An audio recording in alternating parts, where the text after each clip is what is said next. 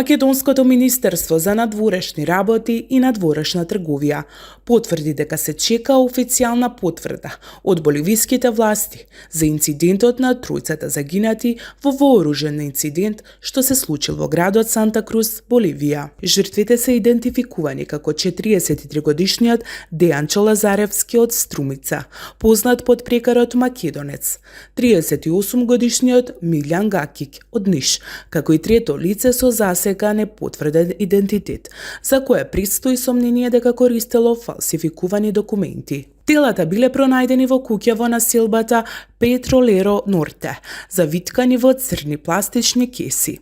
Првичните наводи од истражувањата укажуваат дека жртвите биле подложени на тортура.